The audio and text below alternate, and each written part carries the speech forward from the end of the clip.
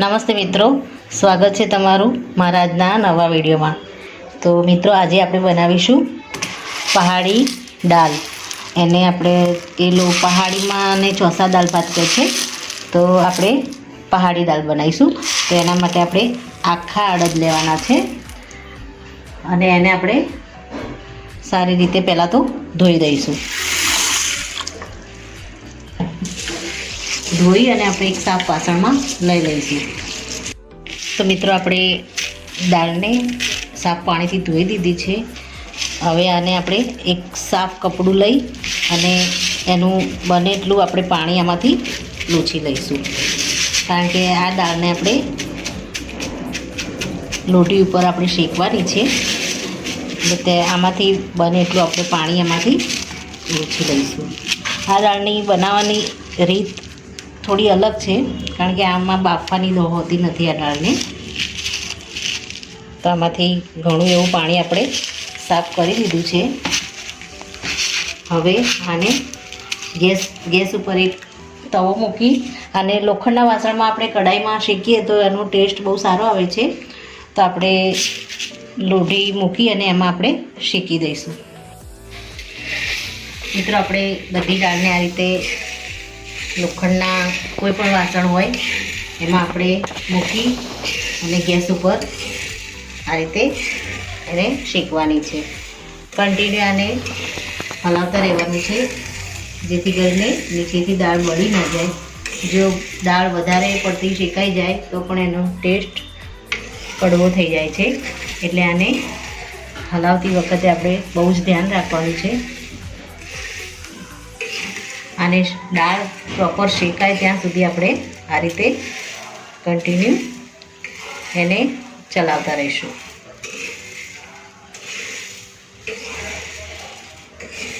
મિત્રો, આમાં જે પાણીથી આપણે ધોઈ હતી એનું પાણી પણ આમાંથી સુકાવા લાગ્યું છે અને આપણી દાળ સારી રીતે શેકાવાની શરૂઆત થઈ ગઈ છે।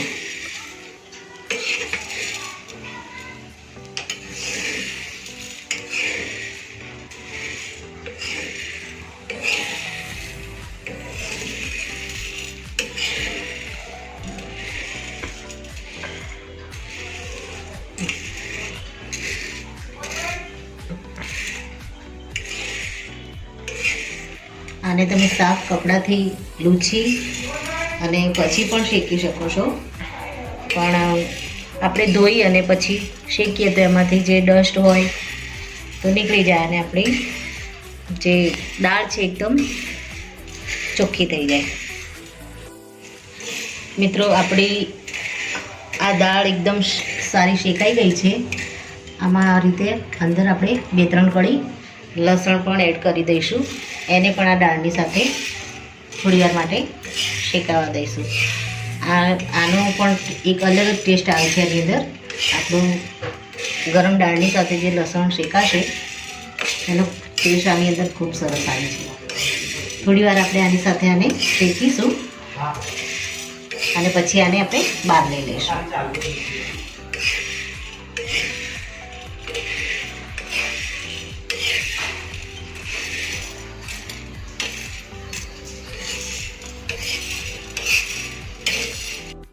મિત્રો, આપણી દાળ શેકાવાની સરસ સુગંધ આવવા લાગી છે। હવે આપણે ગેસને બંધ કરી અને દાળને આપણે એક અલગ વાસણમાં ઠંડી થવા દઈશું।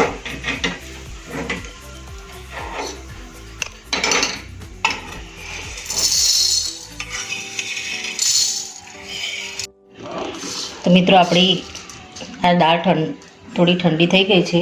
હવે આને આપણે પથ્થરમાં આ રીતે પીસી નાખીશું। પથ્થરની જે આપણી ખોયણી છે એમાં થોડી થોડી લઈ અને આને આપણે એકદમ બારીક નથી કરવાની, થોડી થોડી આપણે અધકચરી આપણે આને ક્રશ કરવાની છે।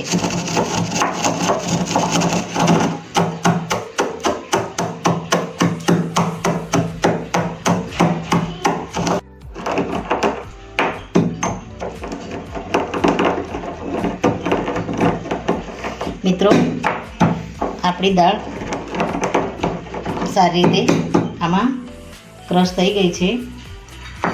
આને આપણે બહાર નીકાળી દઈશું. આ રીતની આપણે આને રાખવાની છે. એકદમ ઝીણી નથી કરવાની. આપણે આને આ રીતે જ રાખીશું. આ રીતે બધી દાળને આપણે પીસી લઈશું. તો મિત્રો આપણી દાળ ફાઇનલી સારી રીતે ક્રશ થઈ ગઈ છે. હવે આપણે મસાલા તૈયાર કરીશું. તો મિત્રો આપણે મસાલા માટે તો થોડા આખા ધાણા લીધા છે, 3 થી 4 લસણની કળી લીધી છે, મરી લીધા છે આખા, 2 લાલ મરચાં લીધા છે અને આદું અને લીલા મરચાં. આને આપણે ક્રશ કરવાના છે. આની અંદર આમાં બધું જ નાખી અને આપણે ક્રશ કરી લઈશું. જે રીતે આપણે દાળને આમાં વાટી છે એ રીતે આપણે આ મસાલાને પણ આમાં વાટી દઈશું. તો મિત્રો આપણો જે મસાલો છે એ એકદમ સારી રીતે ક્રશ થઈ ગયો છે.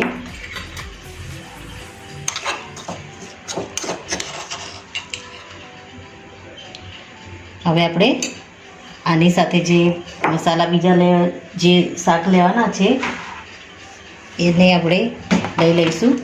તો એમાં સૌપ્રથમ આપણે ડુંગળી 1 નંગ લેવાની છે, એને ઝીણી સમારી દેવાની છે. 1 નંગ આપણે ટામેટું લેવાનું છે, એને પણ આપણે જીરું સમારી દેવાનું છે. ત્યારબાદ આપણે વઘાર માટે 3 થી 4 સૂકા મરચાં લેવાના છે અને થોડું જીરું લેવાનું છે. તો અને ધાણાને આપણે એકદમ ઝીણા સમારી અને કટિંગ કરી લઈશું. તો હવે મિત્રો આપણે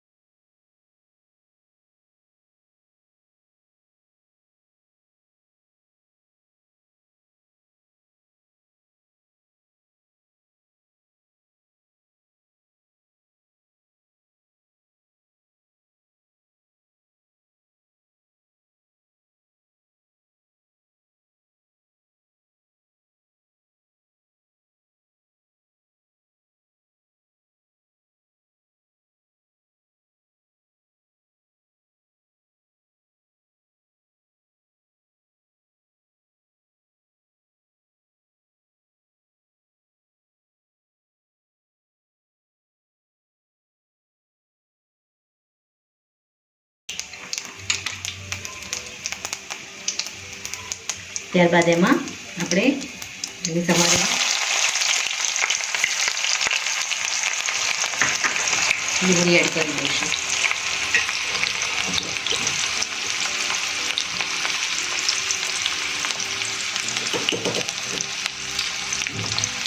આપણી ડુંગળી થોડો કલર ચેન્જ થાય એટલે આપણે જે મસાલો આપણે વાટીને રાખ્યો છે એને આપણે આમાં એડ કરી દઈશું.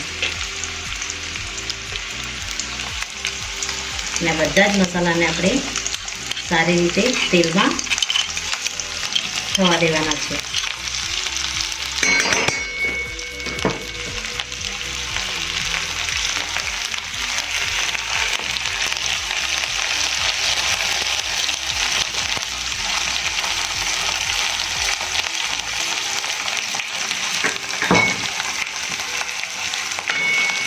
મસાલાને આપણે સારી રીતે હલાવીશું.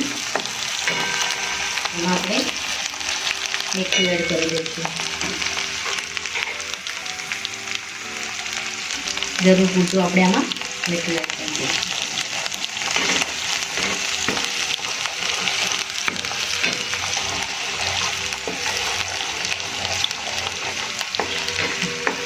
મસાલા આપણા સારી રીતે તેલમાં એકદમ ફ્રાય થઈ જાય ત્યારબાદ આપણે જે દાળને પીસીને રાખી છે એને આપણે આમાં એડ કરીશું.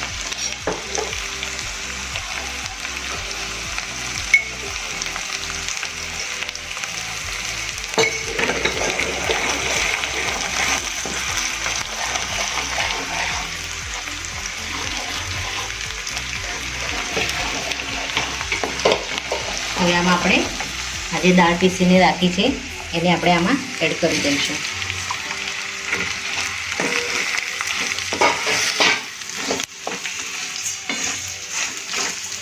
એમાં આપણે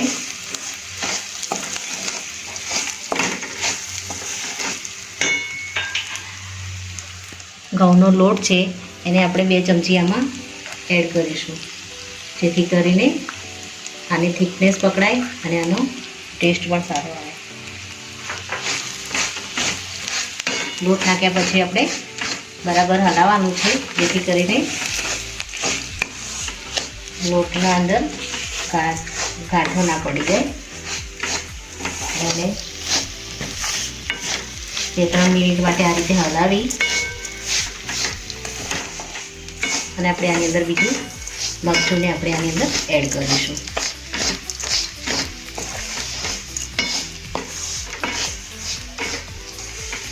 આમાં આપણે સૂકા મરચાં, લીલા મરચાં અને કાળા મરીનો ઉપયોગ કર્યો છે, એથી દાળ આપણી સ્પાઇસી બનશે. એટલે આપણે સૂકા મરચાંમાં આપણે કાશ્મીરી મરચું એડ કરીશું. તો આપણે અહીંયા 1 ચમચી કાશ્મીરી મરચું એડ કરી દઈશું કલર માટે.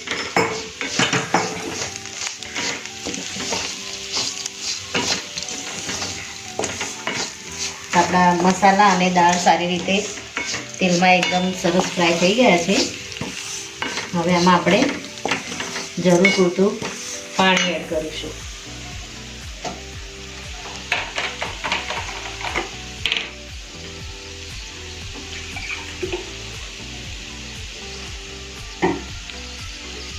આમાં આપણે પાણી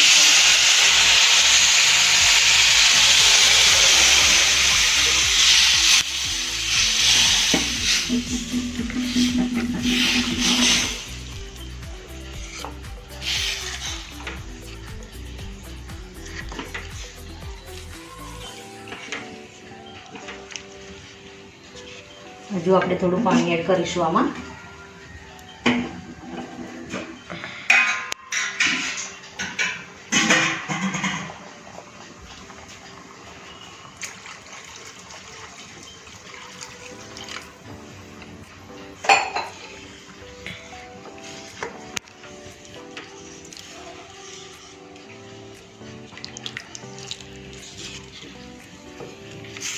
દાળને આપણે આમાં સારી રીતે કૂક થવા દેવાની છે. એની થિકનેસ પકડાય અને દાળ એકદમ પ્રોપર આપણી ચડી જાય ત્યાં સુધી આને આપણે થવા દઈશું.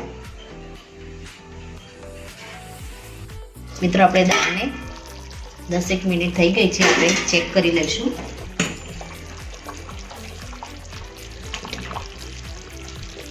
આપણી દાળ ગળવા લાગી છે.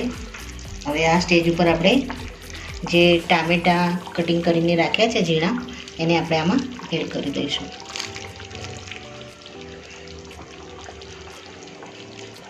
અને ઝીણા સમારેલા આપણે કોથમીરને પણ આમાં એડ કરી દઈશું.